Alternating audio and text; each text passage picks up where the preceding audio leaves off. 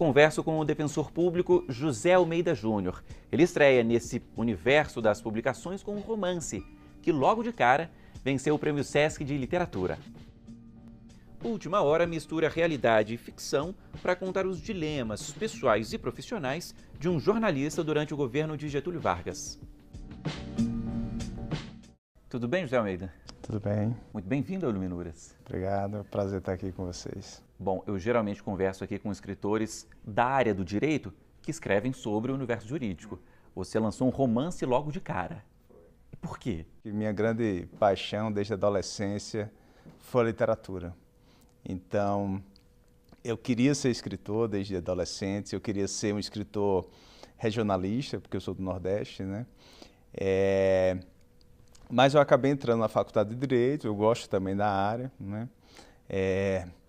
Estudei lá na Universidade Estadual do Rio Grande do Norte, no curso de Direito. Quando me concluí, vim morar em Brasília, né? Quando eu assumi o cargo de defensor público do Distrito Federal. Estou aqui há 10 anos, mas sempre quis ser escritor. Então, depois que eu já estava me estabilizado profissionalmente, eu resolvi retomar esse sonho de ser escritor. Bom, o sonho está realizado, pelo menos uma parte aqui dele.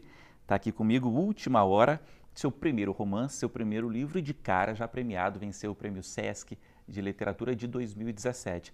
É um bom ponto de partida. E o que tem aqui? Isso é um romance histórico, né? Mistura fatos reais com ficção. É um gênero de que gosto muito. Gosto muito de Rubem Fonseca, Agosto, é um romance que me marcou muito durante a adolescência, minha juventude. Vargas Llosa, enfim. Eu sempre gostei muito de romance histórico e eu queria fazer um livro que misturasse ficção com realidade, e especialmente na história do Brasil. Eu sempre tive a curiosidade de entender como se comportava um comunista, alguém de esquerda, durante o governo Vargas, eleito democraticamente em 1950. Né? Ele lançou as bases do trabalhismo no Brasil, deixou herdeiros políticos como João Goulart, Brizola, até mesmo a fundação do Partido dos Trabalhadores é muito baseado no trabalhismo fundado por Getúlio Vargas. Né? Mas eu queria saber como é que se comportava um esquerdista, um comunista, que foi torturado, perseguido durante a ditadura Vargas, como ele iria se comportar durante o governo dele eleito democraticamente. Então, daí eu criei um personagem de ficção chamado Marcos. Ele trabalhava num jornal comunista, Imprensa Popular. Foi convidado por Samuel Weiner para fundar o jornal Última Hora. O jornal Última Hora ele foi criado para dar apoio a Getúlio Vargas quando ele se elegeu, em 1950.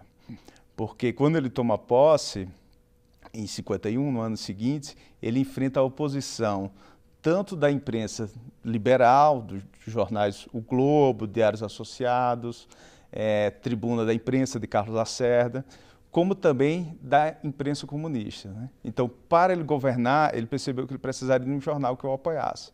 E ele chama um jornalista que trabalhava para Assis Chateaubriand, chamado Samuel Weiner, e ele cria um jornal chamado Última Hora. Embora o Marcos seja um personagem de ficção, muitos dos jornalistas que compuseram a primeira formação do jornal Última Hora foi de comunistas. Né? Então, muitos deles enfrentaram esse mesmo dilema do que o Marcos enfrenta no livro. Agora, para chegar no Marcos, você conversou com muitas pessoas como o Marcos na vida real? Esse romance se passa entre 50 e 54.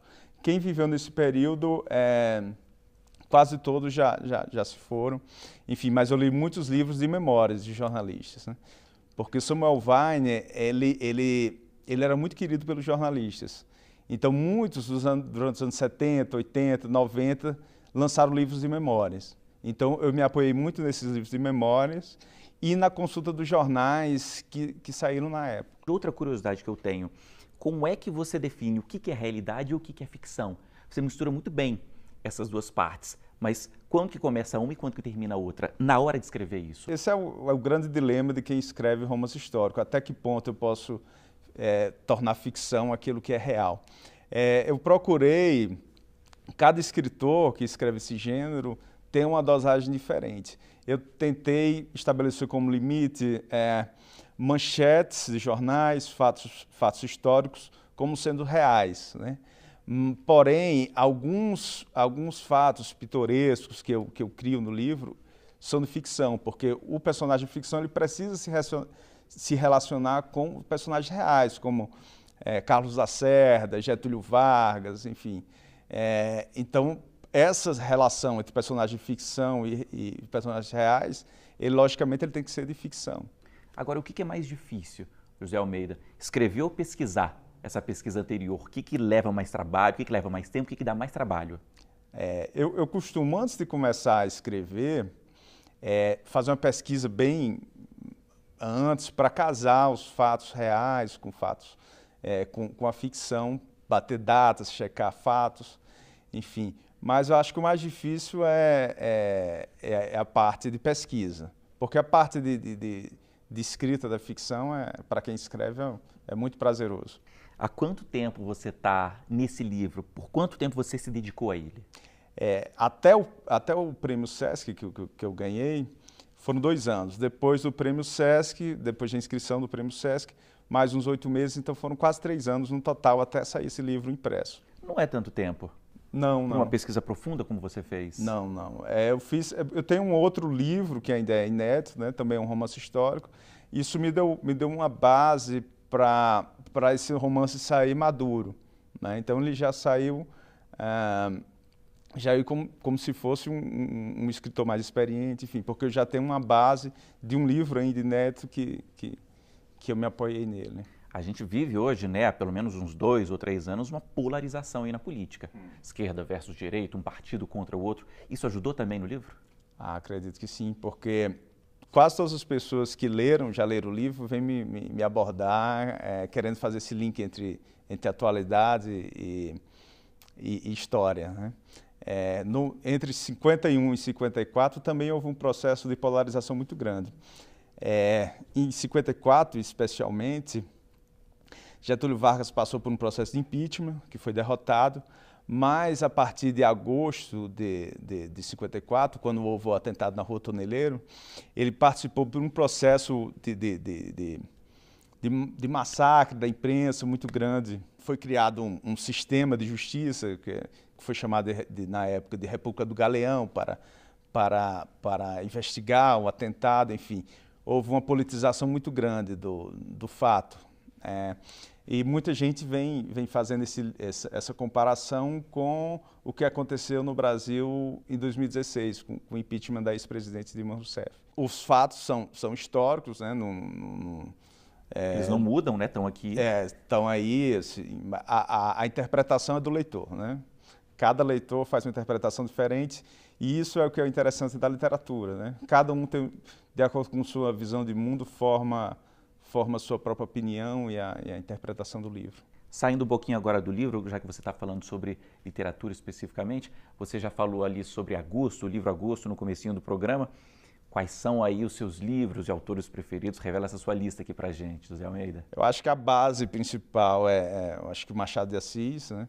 Acho que todo personagem que eu construo, ele tem um pouco da ironia, um pouco até da canalice que Machado de Assis gostava muito. Eu acho que essa herança que ele deixou, que eu li muito Machado de Assis, eu acho que não é inegável na minha influência, né? Mas além disso tem os autores regionalistas, Graciliano Ramos especialmente, porque ele escrevia de uma forma muito seca, de uma forma muito direta. Ele, por exemplo, Vidas Secas a primeira versão era enorme, ele foi cortando, até o livro eu acho que tem 100 e poucas páginas. É um livro pequeno, né? É um livro pequeno, mas é um livro muito profundo e muito bem trabalhado, né? Então acho que o fato de eu escrever também de uma forma bem seca, objetiva, eu acho que tem também um pouco da influência de Graciliano Ramos.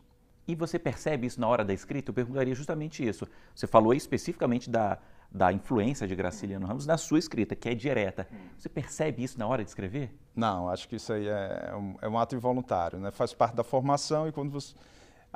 isso é muito mais perceptível por outras pessoas, né? Do que quem propriamente está escrevendo. E como é que é o retorno das pessoas? Como é que é trabalhar com isso? O que as pessoas têm dito? O que você absorve? É muito bom, porque o livro, depois que você publica, o autor perde totalmente o controle sobre ele. Então, eu recebo retorno de questões feministas, de questões enfim, sindicais, enfim, que eu não tinha pensado, mas que o leitor percebeu. Então, ainda indireta ou indiretamente, talvez tenha alguma influência, enfim, mas o autor perde o controle sobre isso, né? Por exemplo, uma jornalista me perguntou como é que eu quis tratar da questão do aborto e da mulher, enfim, que aparece em determinado momento no livro, mas eu abordei isso de uma forma quase que inconsciente, mas o leitor já tem uma outra percepção. Cada um tem uma percepção, né? Eu sei de um outro ponto, que você escreve, né? Seu processo de pesquisa é longo, seu processo de escrita, imagino que não seja tão longo como você revelou aqui pra gente. Agora, a sua revisão vai até o último momento. Em que hora que você falou assim, agora chega, o livro está pronto? Foi só quando a editora deu o ponto final, porque primeiro eu faço uma pesquisa, né? Esse livro eu passei em torno de 7, 8 meses pesquisando, fiz um roteiro do que ia acontecer, enfim.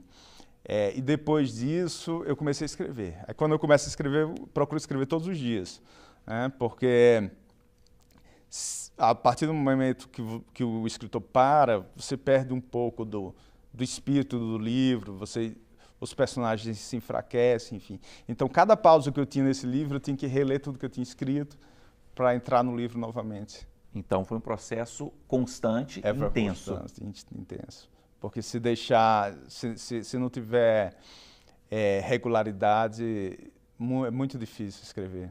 José Almeida, é isso. Muito obrigado pela sua participação aqui com a gente no Iluminuras. A gente falou bastante sobre o romance, realidade e ficção. Foi uma boa conversa. Obrigado. Obrigado. Bom, esse foi só o primeiro trecho aqui do Iluminuras. Depois do intervalo, a gente fala mais sobre literatura e também sobre direito. O intervalo é curto, hein? Até já.